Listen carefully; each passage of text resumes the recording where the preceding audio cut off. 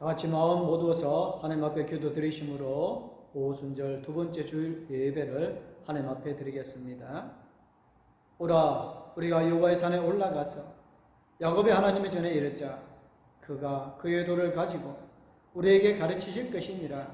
우리가 그의 길로 행하리라 하리니 이는 율법이 시온에서부터 나올 것이요 여호와의 말씀이 예루살렘에서부터 나올 것이니라.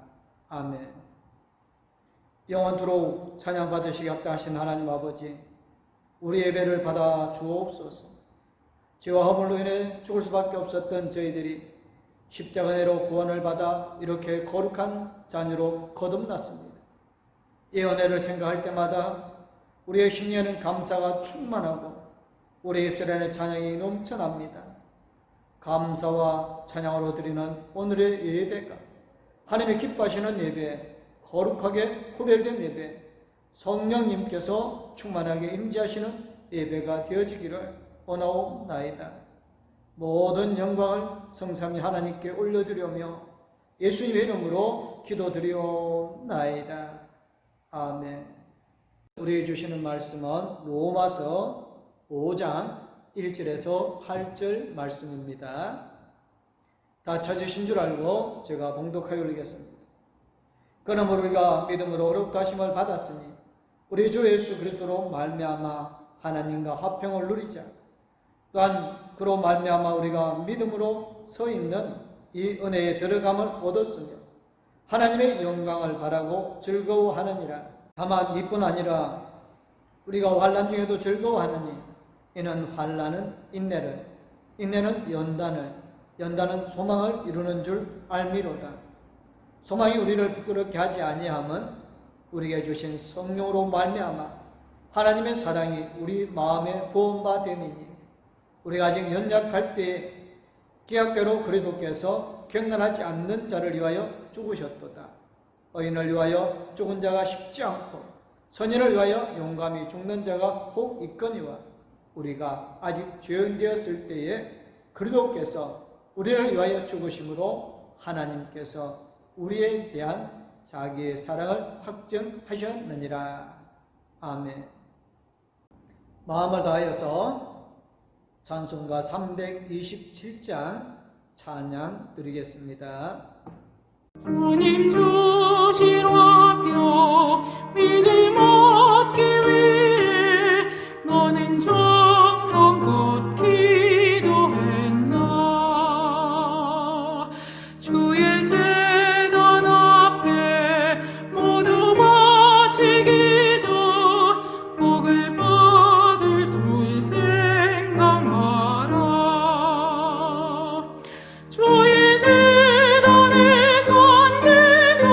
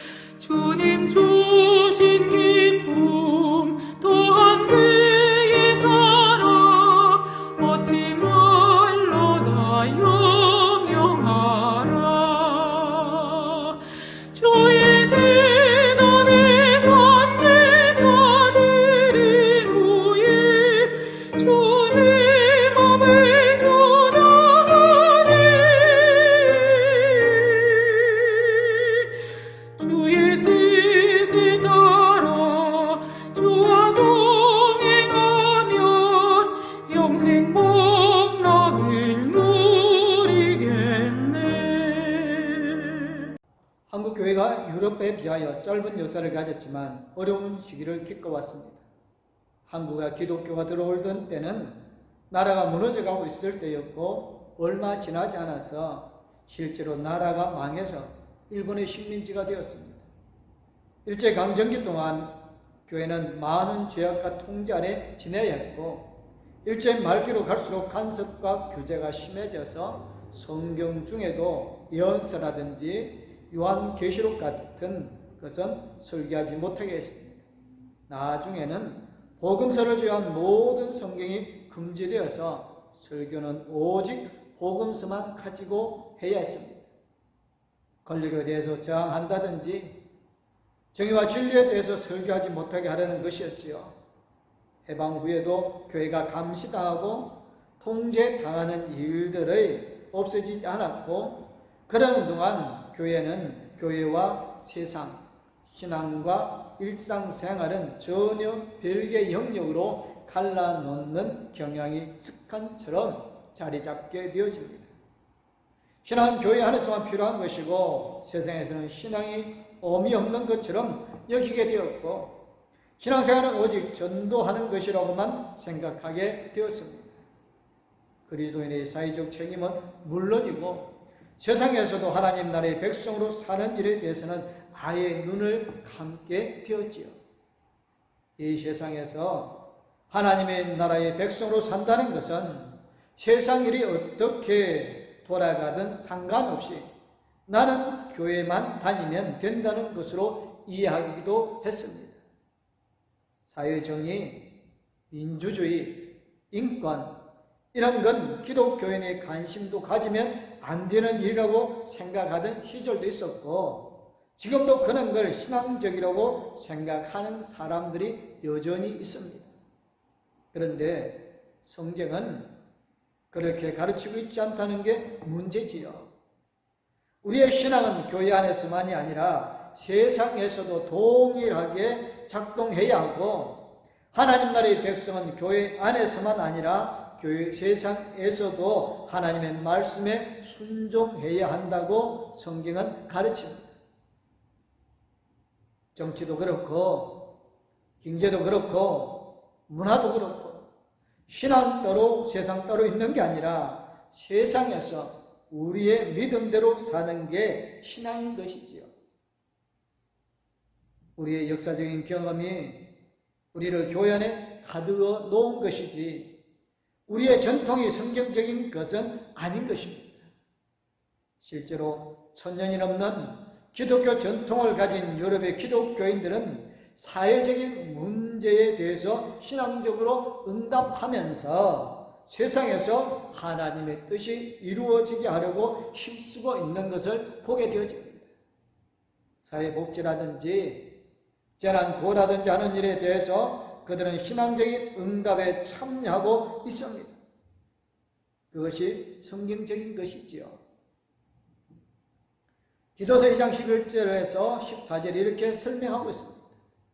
모든 사람에게 구원을 주시는 하나님은 해가 나타나 우리를 양육하시되 경건하지 않은 것과 이 세상 정욕을 다 버리고 신중함과 어려움과 경건함으로 이 세상에 살고 복스러운 소망과 우리의 크신 하나님의 구주 예수 그리스도의 영광이 나타나심을 기다리게 하셨으니 그가 우리를 대신하여 자신을 주심은 모든 불법에서 우리를 속량하시고 우리를 깨끗하게 하사 선한 일을 열심히 하는 자기 백성이 되게 하려 하심이라. 아멘. 하나님의 구원의 은혜는 우리를 구원하시는 것으로 끝나지 않고 우리가 세상에서 신중하고 어렵고 경건하게 살도록 우리를 교육한다고 합니다. 하나님이 우리를 구원하신 것은 하늘나라에 가는 것이 전부가 아니라 세상에서 구원받은 사람으로 살게 하려는 것이라는 말씀입니다.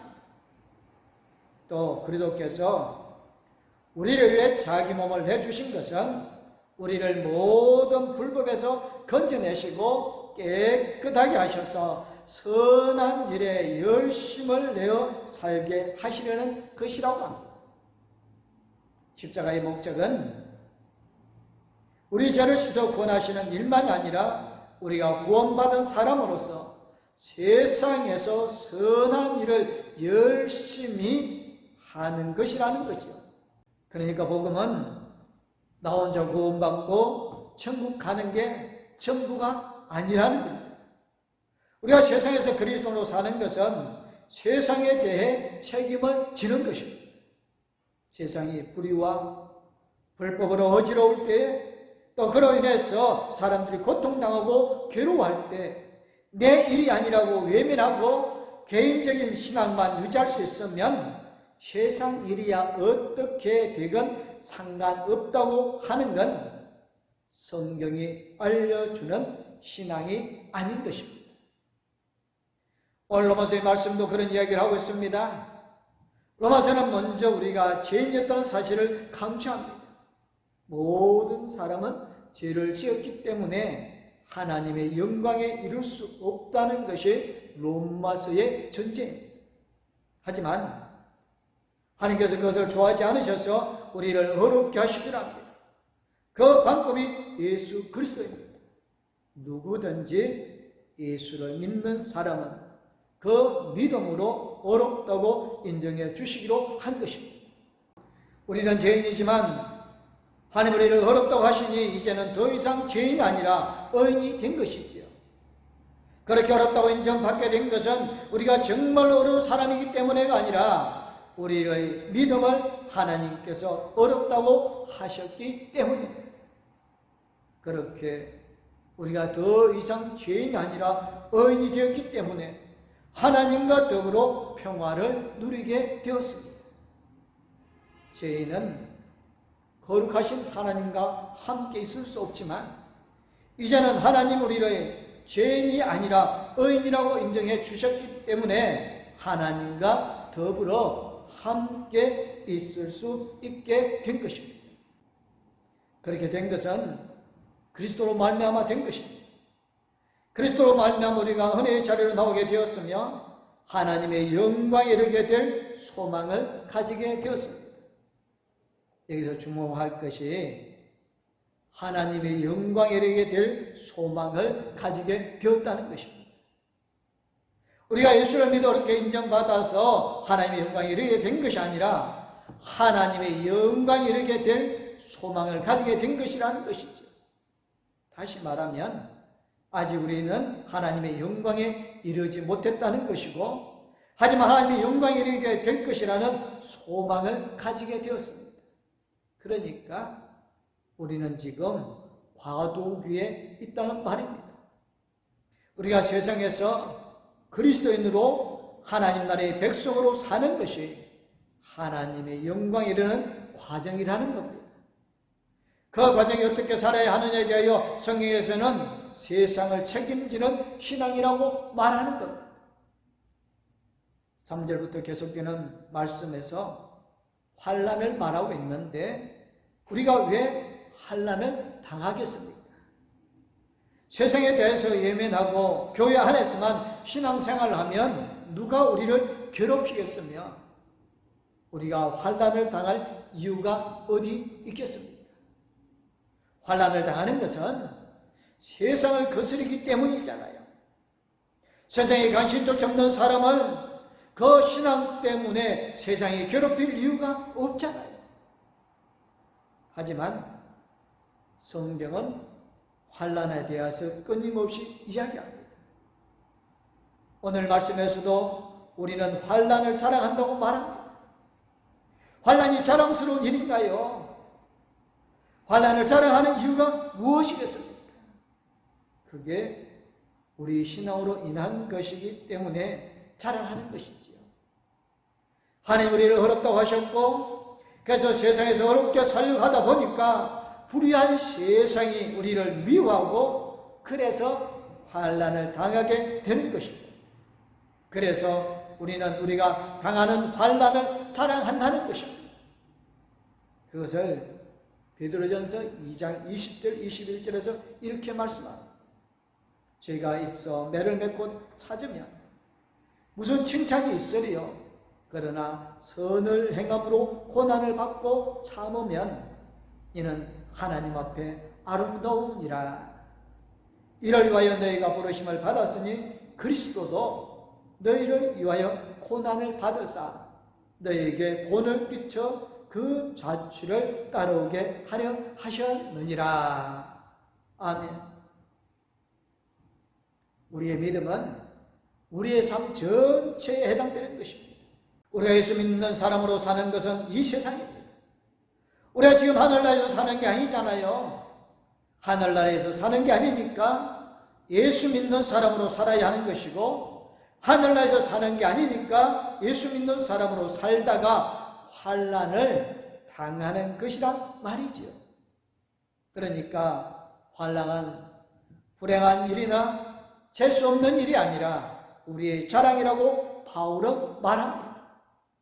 바울은 환난을 자랑하는 이유를 이렇게 말합니다. 환난은 인내력을 낳고 인내력은 단련된 인격을 낳고 단련된 인격은 희망을 낳는 줄을 알고 있기 때문입니다. 요약하면 환난이 희망을 낳는다는 것입니다. 왜 그럴까요? 환난은 지금 당하는 것이지요. 환난은 현실입니다. 그런데 그 현실은 우리가 원하는 것이 아닙니다. 괴롭잖아요. 힘들잖아요. 환난 우리를 아프게 하고 힘들게 하고 괴롭게 합니다. 그리스도인이 환난을 자랑한다고 하지만 그건 지금 당하고 있으니까 자랑하는 것이지 당하고 싶은 일은 아니잖아요.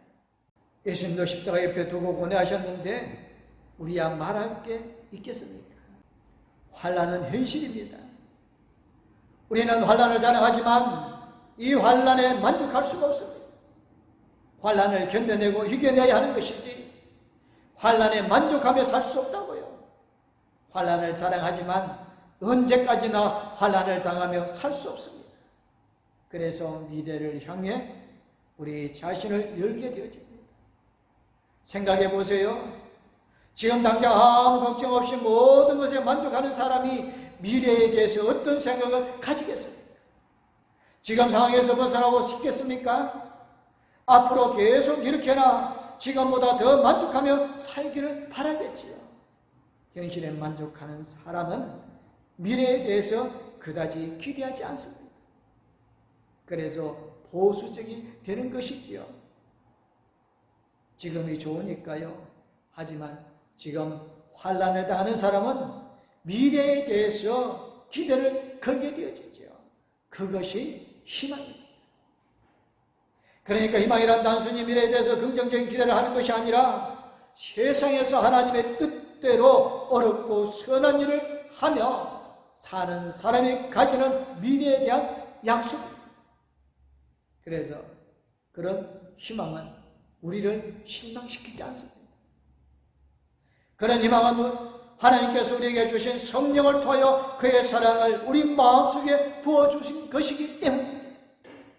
다시 말하면 세상에서 하나님의 뜻대로 우리 믿음대로 선한 일을 하다가 고난당하는 사람, 그런데도 포기하지 않고 선한 일에 열심을 내는 사람에게 하나님이 희망을 가지게 하시는데 그 희망은 우리를 실망시키지 않습니다. 왜? 하나님이 주시기 때문입니다. 로마서 5장 6절부터는 우리의 희망의 근거에 대해서 다시 한번 설명해 줍니다. 우리가 아직 약할 때에 그리스도는 제때에 갱단하지 않는 사람을 위하여 죽으셨습니다. 우리가 아직 약할 때에 우리가 죄에 대하여 지배당하고 있을 때를 말합니다. 우리가 죄에 저항하고 죄의 유혹을 거부할 만큼 강하지 못할 때, 우리가 아직 무력하고 무능할 때 그때 예수께서 우리를 위하여 죽으셨습니다. 갱단하지 않는 사람은 죄인이지요. 죄인을 위해 예수님께서 죽으셨다는 말씀입니다. 우리가 예수를 믿는 것은 죄인이었기 때문입니다. 예수를 믿어서 우리를 죄로부터 벗어났습니다. 예수님이 우리가 아직 약할 때, 우리가 아직 죄인이었을 때 우리를 위해 죽으셔서 예수 그리스도를 믿는 믿음으로 우리가 죄에서 완전히 벗어나게 되었습니다. 하지만 아직 우리는 하나님의 영광에 이르지 못하고 있습니다. 아직은 하나님의 거룩하심에 미치지 못하기 때문입니다. 하지만 지금 우리는 이미 하나님의 영광이 이르게 될 것이라는 소망을 가지고 있습니다. 아직은 아니지만 그러나 우리는 희망을 통해서 하나님의 영광을 바라보게 되었습니다. 우리가 그런 희망을 가지게 되는 것은 우리가 지금 하나님의 영광을 향해 가고 있기 때문입니다. 하나님의 거룩하심에 미치기 위해서 끊임없이 어려워져야 하는데 어려워지는 길은 세상에서 살면서 세상에 대해 책임을 가지고 선한 일을 하며 사는 것입니다. 그러다 보면 환난도 당하게 되고 어려운 상황에 놓이기도 하지만 그러나 그것은 우리가 가지는 희망을 확실하게 만들어주는 근거입니다. 환난은 인내력을 낳고 인내력은 단련된 인격을 낳고 단련된 인격은 희망을 낳는데 그 희망은 하나님 우리에게 부어주신 사랑에 근거하는 것이고 그렇기 때문에 희망은 우리를 실망시키지 않습니다. 예수는 우리가 이 세상에서 편하게 사는 걸 별로 좋아하지 않으시는 모양입니다. 우리를 가만 내버려 두지 않으니 말입니다. 예수를 믿는 것은 주일날 교회에 와서 예배를 드리는 것 그게 전부가 아닙니다. 예수 믿는 것은 주의 교회에 와서 예배 드리는 것 그 예배를 세상에서도 드리는 것입니다. 예배는 하나님과 함께 있는 것이고 하나님을 경배하고 하나님을 찬양하며 하나님의 말씀을 듣고 나 자신을 하나님께 바치는 것입니다. 이건 주일의 교회에서 우리가 하는 일이지만 세상에서도 동일하게 그렇게 해야 하는 일입니다. 우리의 믿음대로 세상에서도 하나님을 예배하는 것이지요. 하나님을 예배하는 삶으로 예배하는 것이 믿음입니다. 세상에서 드리는 예배는 교회에서처럼 순서에 맞춰서 찬송하고 기도하고 설교 듣고 헌금하는 것이 아니고 우리의 삶으로 하나님을 경배하고 우리의 삶으로 하나님의 말씀을 듣는 것, 하나님의 말씀대로 사는 것이지요. 그래서 예배하는 삶은 세상에서 하나님의 말씀대로 어렵게 살고 선한 일을 열심히 하면서 사는 것이지요. 한국교회가 역사적 경험으로 인하여서 가지게 된 잘못의 신앙 형태가 있는데 하나는 하늘만 바라보고 세상을 외면하는 것입니다. 또 다른 하나는 세상에서 살아남기 위해서 세상에 몰두하고 하늘을 외면하는 것이죠. 하늘만 바라보고 세상을 외면하게 되면 세상에서 믿음대로 살지 않고 내 마음대로 살게 되지요. 세상에 몰두하고 하나님을 외면하게 되어지면 세상에서 믿음대로 살지 않고 내 마음대로 살게 되지요. 그래서 둘은 결국 같은 것이지. 어느 쪽이든 세상에서 우리의 믿음이 작동하지 않는 것이죠. 세상에서 믿음이 아무 의미 없고 내 욕심대로 나 하고 싶은 대로 하면서 살면서 교회에서만 신앙생활을 잘하면 그걸로 충분하다고 생각하면서 삽니다. 그래서 기독교인들의 윤리의 수준이 세상에서 평균 이하가 되어버리고 말았습니다. 하지만 그건 신앙생활을 잘 하는 게 아니라고 성경은 말합니다. 그건 오늘 말씀대로 하자면 우리가 아직 약한 것이고 우리가 아직 죄인인 것이고 믿음은 십자가를 통과해서 세상으로 들어오는 것인데 아직 십자가를 통과하지 못한 채 세상으로 들어오지 못하고 있으면서 신앙을 말할 수는 없는 거니까요. 그런 우리를 위해 예수님이 십자가에 달려 돌아가셨습니다. 그 십자가를 믿는 사람은 하나님이 어렵다 인정하여 주시고 그래서 하나님과 더불어 평화를 누리게 하여 주셨습니다. 우리가 세상에 살면서 하나님과 평화를 누리는 것은 하나님의 영광이 이르도록 끊임없이 세상에서 선한 일을 하면서 어렵게 사는 것이죠. 세상에서 선한 일을 하는 것은 정치, 경제, 사회, 문화, 우리 삶의 모든 영역에서 선한 쪽을 선택하는 것입니다. 선한 일을 하는 단체나 사람들을 지지하고 다른 사람을 힘들게 하고 아프게 하는 단체나 사람들에 대해서는 반대하는 것도 선한 일이죠. 우리는 아직 세상에 살고 있습니다. 아직은 우리는 하나님의 영광에 이르지 못하고 있습니다. 다만 그렇게 될 거라는 희망을 가지고 살고 있습니다. 그 희망은 하나님이 주신 것이고 우리가 세상에서 선한 일을 하고 어렵게 살면서 가지게 되는 하나님의 약속입니다. 그 희망은 믿음 없이 선한 일을 한다고 가질 수 있는 것은 아니지만 믿음이 있다고 하면서 내 마음대로 살면서 가질 수 있는 것도 아닙니다. 우리의 믿음은 세상 속에서 작동하여서 세상을 고장나지 않게 하는 것입니다. 고장나지 않는 우리의 믿음은 우리가 희망을 가지게 합니다. 그 희망은 우리를 실망시키지 않습니다. 하나님께서 우리에게 부어주신 사랑이기 때문입니다. 희망 안에 가는 우리 봉독교회 모든 성도님들 되어지시기를 주님의 이름으로 축원합니다. 기도하겠습니다. 사랑의 하나님, 우리가 약할 때에 예수 그리스도를 통하여서 우리의 그 약함을 이겨 승리하게 해주시고 이제 하나님의 거룩한 어려운 자녀 되게 하여 주심을 감사를 드립니다. 우리가 세상 가운데 있으면서 참된 그리스도의 삶을 살아가기를 합니다. 봉독교회 모든 성도들이 세상에서 하나님이 기뻐하시는 선한 일을 통하여 세상을 하나님의 나라로 만들어가게 하여 주시옵소서. 봉독교회가 세상의 빛과 소금의 역할을 감당하게 하여 주실 줄 믿사옵고 거룩하신 우리 주 예수 그리스도의 이름으로 기도드리옵나이다. 아멘.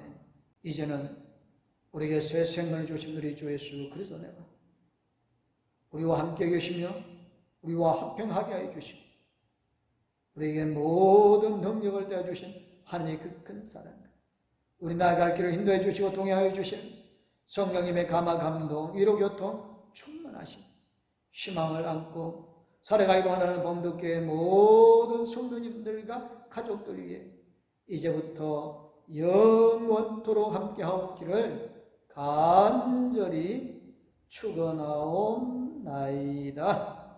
아멘.